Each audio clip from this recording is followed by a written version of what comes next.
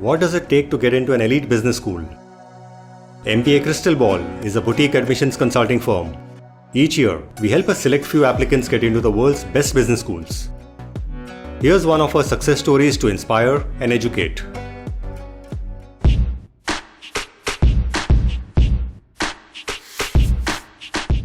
Hello and welcome to MB Crystal Ball's YouTube channel. Today we have with us someone who's been to places from Netherlands to Italy to India and more. Nihitha's professional journey has taken her places, but her MBA journey was not without its hiccups, but she trumped them all to achieve impressive results. I'll let her tell her story. Welcome, Nihitha. Thank you so much for having me, Manish. Pleasure to have you here. So as a starting off point, could you, give us a little about yourself and your qualifications? Sure, sounds good. So I'm originally from Kerala. I've moved around quite a bit. I've moved around every 3-4 years across my life. So I did my schooling a little bit from the Middle East and rest in Kerala. And then I moved to Manipal for my undergraduate degree in mass communication. During that time, I was also selected for my exchange program to Erasmus, for which I missed placements, but I knew the international experience would help. So I spent my last semester in Erasmus. After that, I was in Bombay and Bangalore for my work. And that's been my journey so far. Yeah. So, I think of all both these things, your undergrad in mass comm as well as the exchange are pretty interesting, especially the exchange. If you could tell us, how does that work? Why did you go for it? What was the experience like? To walk you through my undergraduate degree, it was basically journalism and mass communication. So it's a very practical course where, like every semester we pick up few things, we have a lot of assignments, projects, etc. With Manipal University, there are a lot of different universities affiliated with them for exchange program, for internships, things like that. So my school was affiliated with couple of universities in Europe and Australia for a semester exchange program. So I had applied for Erasmus because that Erasmus was a research university. So I was very intrigued by how different would that be as compared to my practical degree, and how would it be different from an Indian education system. So I had applied for it. Three of us got selected from the whole school, and we were on our way to Erasmus. Yeah. Right. Any memorable experience from that time that you'd like to share? There were quite a few shocks. I would say definitely I didn't expect the academic rigor that's there in a research university in Europe. So the entire education system is very different. We barely had classes, but there was a lot of work that we had to do before our classes. So there was a lot of pre-reads, there was a lot of studying done before the classes, and then in classes it was just discussion, and it was, like teaching through discussions. So that I think was a major shock for me because I was coming from an arts degree where I didn't even have textbooks, and we were encouraged for practical skills. So going from that to directly reading research papers every day, I think it took me some time to get used to it. And obviously, there was a lot of cultural shock as well because it's an international university. So we had exchange students from across the world, and even the students there were from across the world. So kind of, interacting with all of them, learning about their culture, learning about their education systems back home. So that was, I think, it was a very rich experience for me, very eye-opening as well. Right. But you said, you kind of missed out on placements. So tell us, how did you kind of start working? Where did you find work? And walk us through your career journey. Sure. So I come from an engineering family, so it was very expected of me to also join an engineering college and go down that path. But I wanted to do something different. I wanted to be in the creative space. I was not really sure exactly what is it that I wanted to go into, but public relations was one industry that really caught my eye. And Manipal's course was also focusing on public relations. So I had chosen that undergrad for that. And we actually have a lot of alums in different industries, be it advertising, public relations, movie, etc. So since I missed out on placements, I think I had to rely on alum networks, kind of figure out what jobs are out there. So really do cold calling, emailing, all of those things. I finally got through to my dream PR company, which was Edelman. And they had an office in Bangalore. One of my alums were already working there, so I had reached out to her for a reference. And that's how I kind of got my foot in the door and started my career with public relations. I was at Edelman for a year. I quickly realized that what you study and what you do are very different from each other.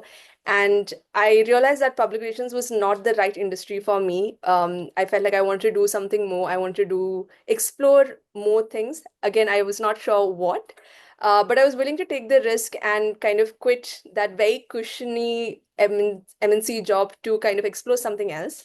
I was sure that I wanted to move into an early stage startup so that I can learn and explore. I think my idea has always been that, okay, like just keep learning and keep growing no matter which stage you're in. So at that stage, I joined NUA. It was an early stage startup. I was the fourth employee there. So that was the perfect opportunity for me to, you know, grow with the company. Given my background, they hired me in social media and content, but I wanted to do more. So I took up everything under marketing. And in the first 2 years, I did literally every role under marketing in that. Learned about it, started learning about business. It gave me an opportunity to understand what my strengths and my weaknesses are and where my passion lies. I realized that I was really good at project management, cross-functional teams. I was very passionate about the industry and the business. So from PR, I shifted to marketing through NUA. And in NUA, from marketing, I moved to category management. And I started taking up cross-functional roles. And I was working directly with the co-founders to build the business out. So I spent 5 years in NUA doing all of these things, literally everything under the sun to build out the business. It's really close to my heart as well because I joined very early stage. I was there for 5 years. After 5 years, I also wanted to, broaden my horizon a little bit. To those who don't know, Noa is basically a D2C brand in the menstrual wellness space. So I felt like I became an expert in that particular industry or niche, but I wanted to kind of learn more and really push myself to see that whatever I've learned, will I be able to kind of do well in a much larger industry.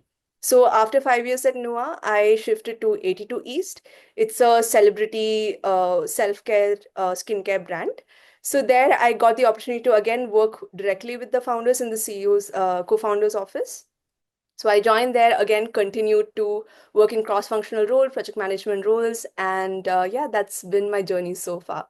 Yeah, I mean, Very dynamic, I would say. yeah, exactly. And it seems pretty interesting, diverse, I mean, as you said, right? Marketing, maybe some bit of strategy as well, I'm sure, when you're working in Yes. the founder's office. So, when and how did you feel the need for an MBA, right? Because, I mean, it seems, at least on paper, you had a pretty kind of, dream career of sorts. And so, when did that thought come and, how did you kind of start your GMAT journey? Tell us about that. Got it. So my MBA journey, I think, Manish, it started way back. I've been thinking about MBA for a really long time. It started with thinking that, oh, should I go for an MIM degree, and then shifted to MBA degree. It took me this long to apply for MBA because I was always comparing an MBA to my work, what I was doing. So I was constantly asking myself, will I learn more in an MBA degree or will I learn more in my current role? And I think over the years, the work always won because since I was in a very dynamic startup, it gave me the opportunity to grow, to learn, and keep growing.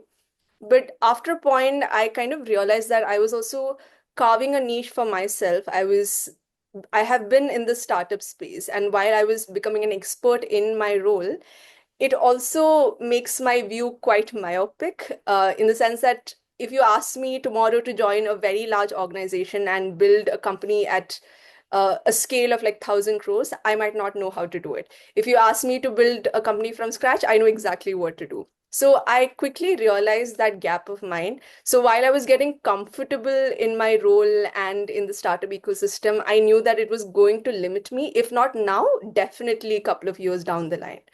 So that's when I realized that I really needed an MBA degree. And I was also working with MBA graduates at these roles. And one of the biggest gaps that I saw was in the theoretical knowledge. So whatever I know and I've learned is by working. So it's by hustling, by reading up, and then kind of doing it on the job. But I realized that I don't really know the basics of building a business or marketing 101 or business 101. And I really want to kind of go back to school to learn that, like really strengthen my foundation, learn the theory behind the work that I'm doing. So that is what kind of led me to, really consider an MBA seriously, so that I knew that if it's not limiting me now, it will definitely limit me later because of these gaps that I have. So finally, I decided to kind of take the leap and Yeah. apply. Yeah. So, I mean, and in step zero, typically like GMAT, tell us how did that went? How did you go about it? Yeah. So since MBA was also in my mind for a really long time, GMAT was also in my mind for a really long time. And GMAT was definitely scary, especially coming from a non-engineering background. I was very scared of, like how would going back to studying kind of affect me. So there were times over the years where I started GMAT and then I would stop after a few days or a few weeks, or like some work project would come in and then I would completely stop. Finally, I put a deadline that, like I wanted to achieve. So in 2023, I was like, okay, now I have to give my GMAT. So I kind of figured that, okay, I'll take about 3 to 4 months to prepare for GMAT every day and then kind of give the score, give the exam. So this was during the time when I was also working. So I would work through the day and like I would stop my work around like 7:30. And then after that, I would start my GMAT prep. I did that for about 3, 4 months and then I gave my first attempt. I was not scoring really high scores in my mock exam, but in my mind, I was like, okay, maybe I should just give it and see how that experience is. I can always try again.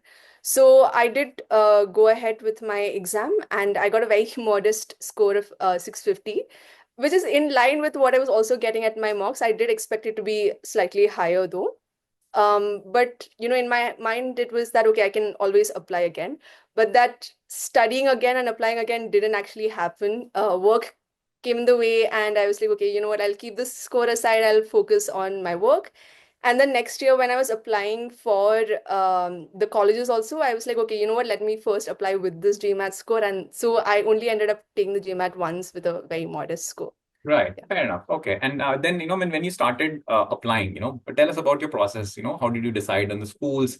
Also the geography, right? I mean, India, outside, how did you go about doing that? Yeah, so that was also, I think the geography was something that I really pondered upon for a really long time. Because you obviously would be like, oh, should I go directly for the best in the world?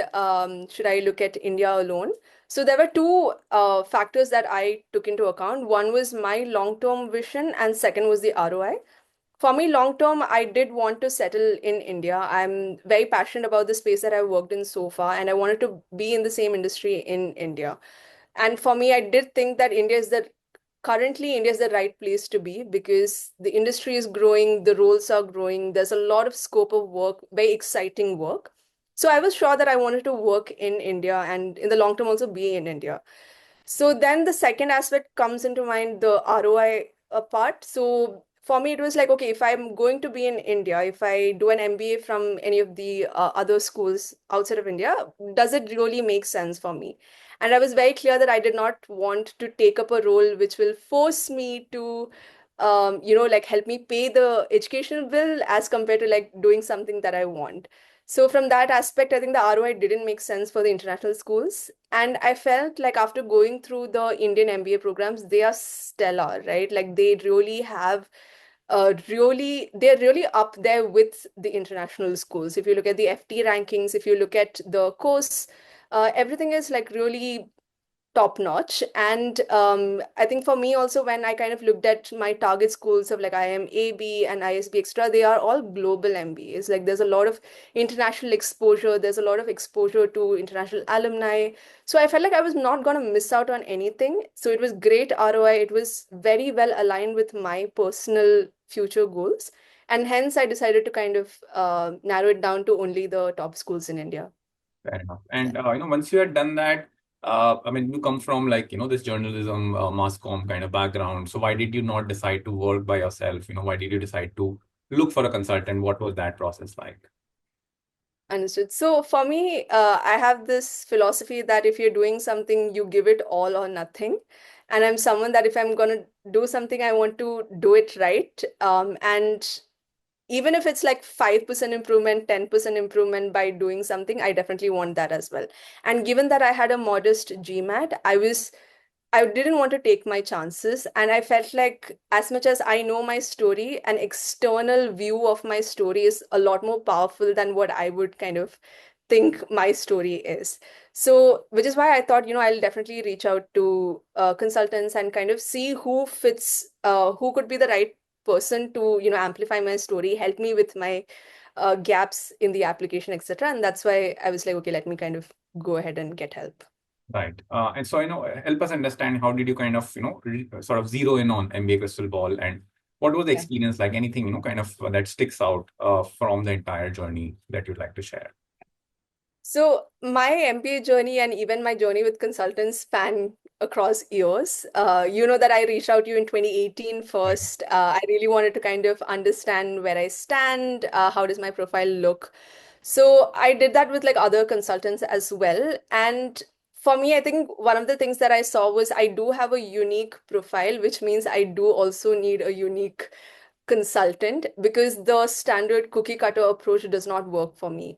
Like my GMAT score is not in my favor, my undergrad is not really in my favor. So I needed someone who can understand these nuances about my journey and like what I bring to the table and what my gaps are.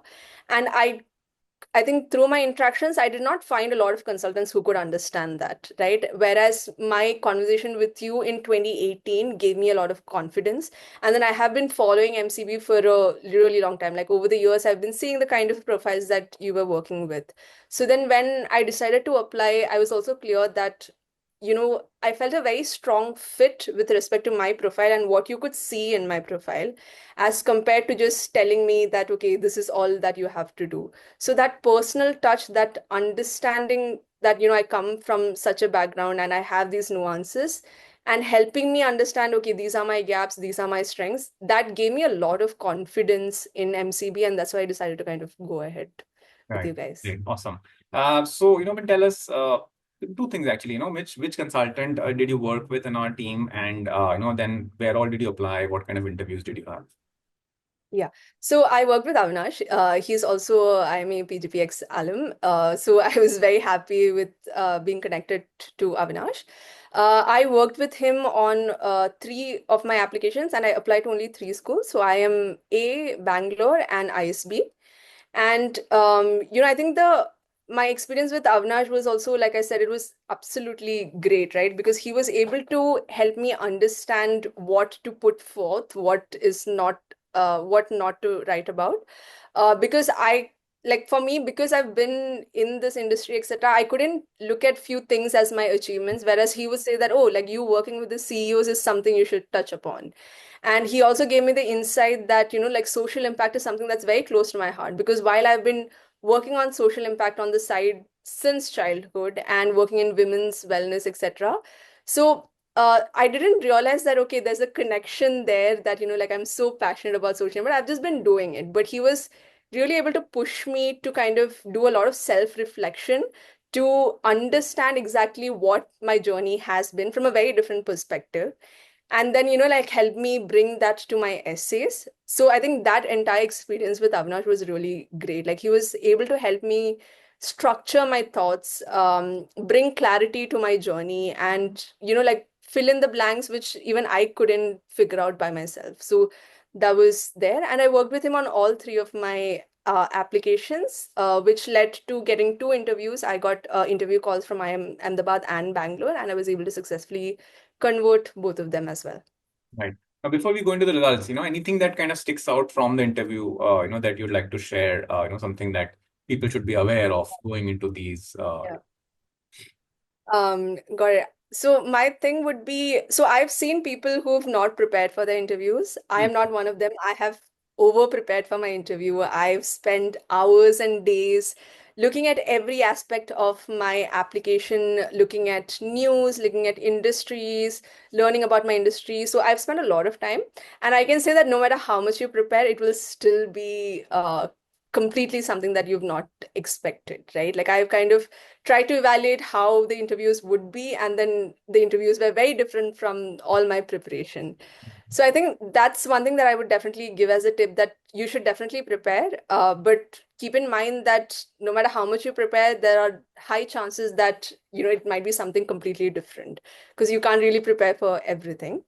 I would also strongly, recommend learning about your industry, your organizations, and kind of going through into the details of the work that you've done. So in my Bangalore interview, for example, when I walked in, it started with them saying you don't need an MBA. And then I took like 10 minutes to help them understand why I really need an MBA and why I need an MBA from IIM Bangalore. And then towards the end of the interview, they started asking me questions about my industry, which were recently in the news. Because I had gone through it, I was able to really explain. Right. But someone who hadn't probably gone through the news articles of, what Piyush Goyal had said or what ONGC is doing, etc. So like it would be very difficult for them to, answer those questions during the interview. And in my IIM-Ahmedabad, it was quite the opposite, where it started with an extempo, and I got a very easy topic. But because I got an easy topic, they asked me to do against. So while I gave my defense, or like these are my this thing, they told me, okay, if there was another person talking in against of this What topic, was the topic? what so Yeah. it was about, should women be hired in corporates? Like, should there be reservation for women specifically in corporate setups? And me being passionate about it, I said, obviously, yes, like, like we should like, there are a lot of things that you need to keep in mind. And then, we got into the reservations topic, and then they told me, okay, like people who are against reservations, what do you think their thought process is? Where are they coming from? So I had to also think about it that way and kind of give a very different perspective from what I was already giving. So I think my next tip would be, take your time. Um, I think it's very important to understand all aspects, all perspectives for certain topics, especially topics like these where there are very strong stances on either sides. So that would definitely be like my other Yeah, tip for well, it people. sounds pretty interesting and quite an eventful interview experiences. So the moment of truth, tell us, where did you get in, what kind of financial aid, and where are you headed? Yes, so I got interview calls from IIM Ahmedabad and Bangalore, and I've converted both of them. And I've decided to go ahead with IIM Ahmedabad. It was more in alignment with my profile and what I wanted to do. And I also got scholarships from both the schools. I got a merit scholarship from IIM Bangalore, and I got an entry scholarship from IIM Ahmedabad, which was not something I expected at all. Yeah, that was kind of phenomenal. Tell us, what does that amount to? So the Bangalore Merit Scholarship gave me a flat fee of like 6 lakh reduction in my tuition fee. And IIM Ahmedabad Entry Scholarship gives me a 25% reduction in my tuition fee. Wow, that's phenomenal. And I'm sure that would have tilted the scales in favor of IIM-Ahmedabad as well. Uh, yeah, I mean the absolute amount wise, like Ahmedabad is slightly higher. Right. But for me, that was not really the criteria. The Hmm. criteria was the school and what it could offer me after my MBA. Right, phenomenal. Okay, that's great. Any parting thoughts that you have for, I mean, you've kind of shared interview tips. Any other tips that you'd like to share, especially people, struggle with GMAT a lot, anything around that you'd like to share with our viewers? So I think one thing I'd like to really share is that, and also tell everyone, is that MBA and GMAT journey is not a 4 5 months journey. Like GMAT might be, because you can kind of give the GMAT in 4 5 months, but the MBA journey is definitely not a 4 5 months journey. I think when I look at my journey, I would kind of say that it's been 10 years in the making, because I've taken a lot of risks. I've taken, like I've really kind of pushed myself to take up things, take the unconventional path. And all of that helped me in favor of my application. So despite having a modest GMAT, I think the experiences, the work that I had done really kind of speaks volumes as compared to my GMAT score.